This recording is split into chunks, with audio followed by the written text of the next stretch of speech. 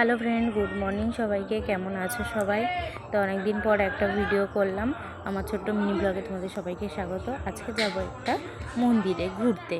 তো দেখো বেরিয়ে পড়েছি সকাল সকাল বলতে ঠিক বেলা 11টার দিকে আমরা বেরিয়ে পড়েছি। তা কোথাকার মন্দির কী মন্দির কিছুই জানি না। ভাগ্নির বাড়িতে এসেছি, তারাও কোনো দিন আসেনি, এই প্রথম এলাম।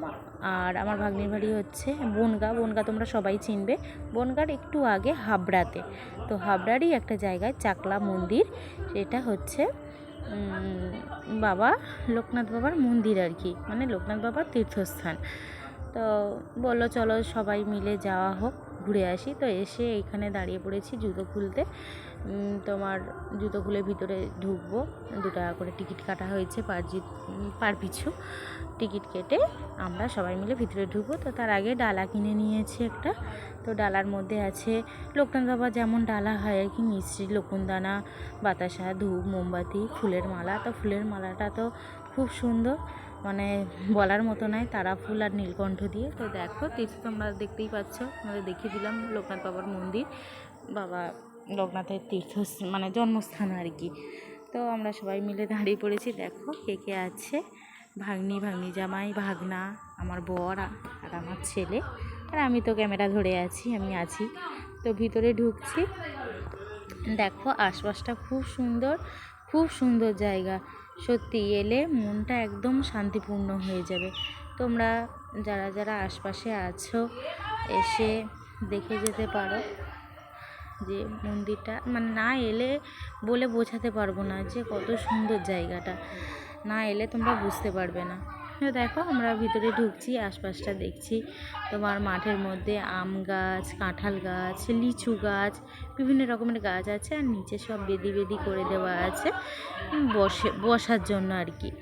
তো দেখো আমরা একটা কাঁঠাল গাছের কাছে গেছি। তো এত কাঁঠাল হয়ে আছে, ভাবলাম তোমাদেরকে দেখাই, তাই ফোনটা নিয়ে তোমাদেরকে দেখলাম। দেখো কাঁঠাল কাকে বলে, কত কাঁঠাল ধরে আছে ওইটুকুটা গাছছে। তো খানিকক্ষণ ফটো ভিডিও দাঁড়িয়ে করে নিলাম মাঠের মধ্যে দাঁড়িয়ে গাছের তলায়। তো এবারে মন্দিরটা তোমাদের দেখাই। দেখো কত সুন্দর মন্দিরটা, পুরো মন্দিরটা শ্বেত পাথর দিয়ে করা। আর মন্দিরের মাথাটা আমি ভালোভাবে দেখাতে পারিনি। মন্দিরের মাথায় ব্রহ্মা, বিষ্ণু, মহেশ্বর 3 দেবতা আমাদের বসে আছে। তো সকল পুণ্যার্থীরা বসে আছে ভিতরে। আমরা ভিতরে ঢুকেছি। দেখো প্রচুর লোক, সবাই বসে আছে। আমরা ভিতরে ঢুকছি। এবার এদিকে হচ্ছে পুজোর লাইন, এই দিকে বাবা লোকনাথের মানে বসে আছে আর কি। এবারে আমরা লাইনের উদ্দেশ্যে যাচ্ছি, লাইনে দাঁড়াবো। তো ওরা 3 জনে বসবে ওদিকে, পাখার তলায় বসার জায়গা আছে, সবাই বসে আছে। আর আমরা 2 জনে যাব মামি ভাগ্নিতে পুজো দিতে। ডালা নিয়ে দাঁড়িয়ে আছি, আমার ছেলে একবার আসছে যাচ্ছে ওরকম করছে। তো আমরা চলে এসেছি। এবারে একটা কাণ্ড হয়েছে, আমরা ডালা নিয়ে দাঁড়িয়ে আছি, তো টিকিট কাটতে হবে, টিকিট কেটে ভিতরে ঢুকতে হবে, জানি না, ডালা নিয়ে দাঁড়িয়ে আছি।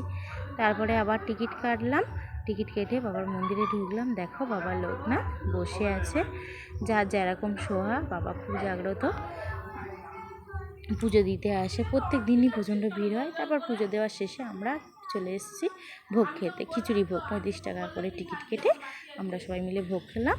তা ছিল গোবিন্দভোগ চালের খিচুড়ি আর লাউ ঘন্ট আর পায়েস।